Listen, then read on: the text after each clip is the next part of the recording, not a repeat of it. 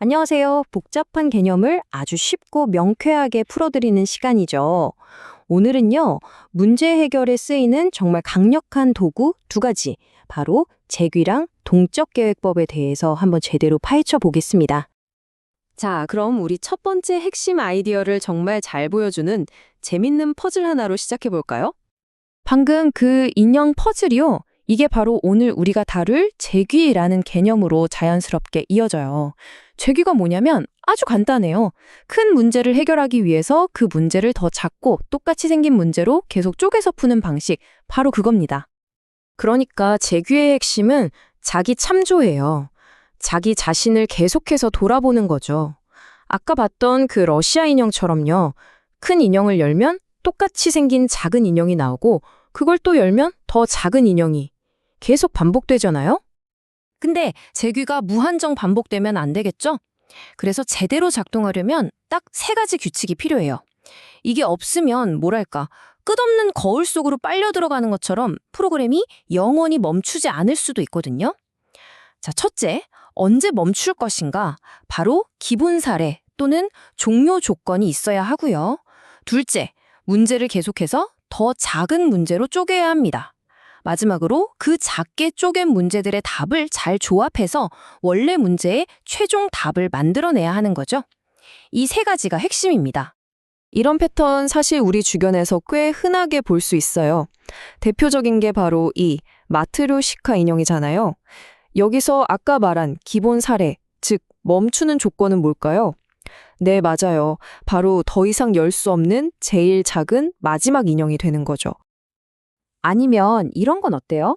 엘리베이터 탔는데 양쪽에 거울이 마주보고 있는 거예요.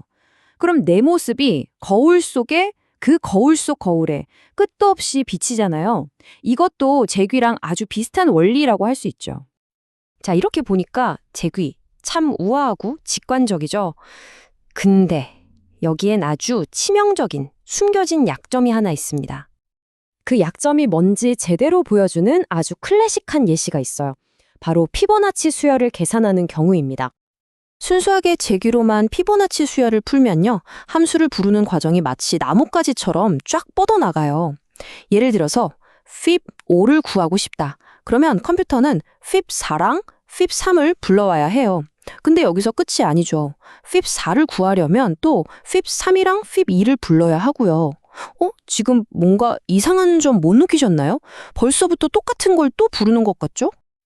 네, 바로 이겁니다. 이게 재규의 치명적인 약점이에요. 똑같은 계산을 몇 번이고 반복한다는 거. 지금 화면을 보시면 피브3는 2번, 피브2는 세상에 3번이나 계산되잖아요. 지금은 겨우 5번째 수를 구하는 건데도 이 정도예요. 만약 이게 숫자가 조금만 더 커진다?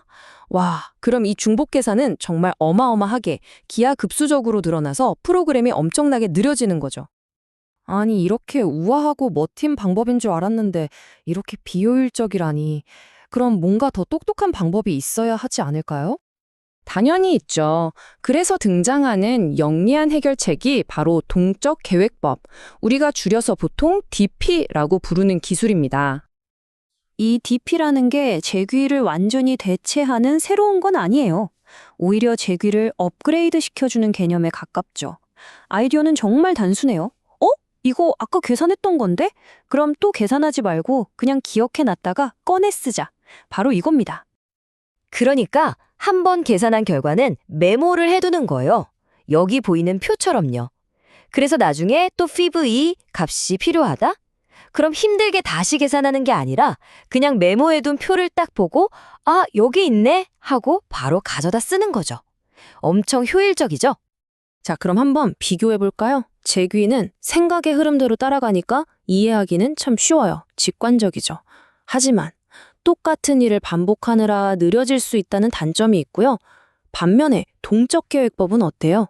한 번 계산한 건 똑똑하게 저장해두니까 중복 작업을 싹 없애서 비교도 안 될 만큼 빨라지는 겁니다. 속도 면에선 게임이 안 되는 거죠. 자, 이제 재규가 뭔지, 그리고 DP가 그걸 어떻게 똑똑하게 만드는지 감이 좀 오시죠? 그럼 이 강력한 콤비가 실제 우리 생활 속 문제들을 어떻게 해결하는지 재밌는 예시들로 한번 만나볼게요. 첫 번째 예시는 바로 하노이의 탑 퍼즐입니다.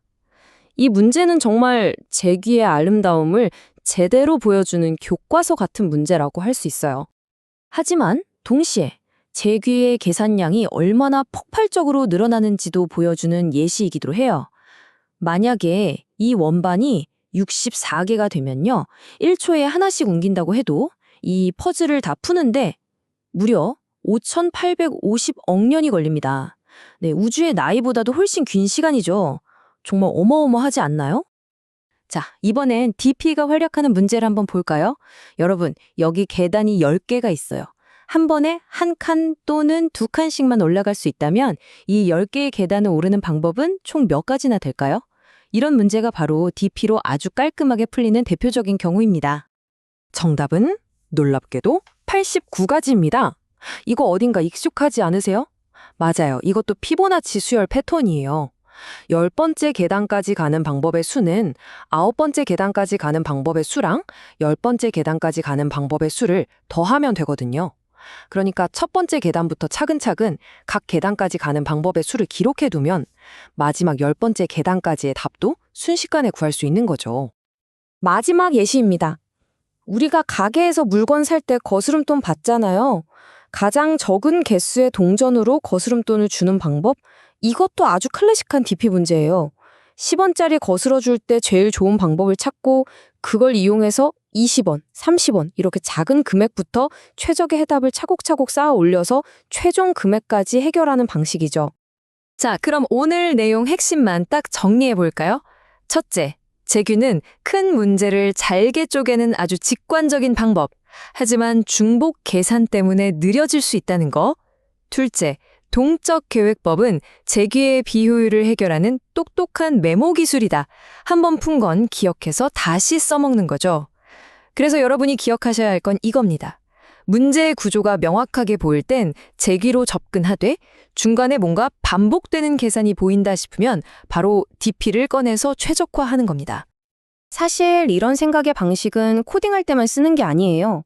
우리 삶에서 마주하는 어떤 복잡하고 거대한 문제라도 이렇게 잘게 쪼개고 이전에 해결했던 경험을 바탕으로 풀어나간다면 생각보다 훨씬 쉽게 해결할 수 있지 않을까요?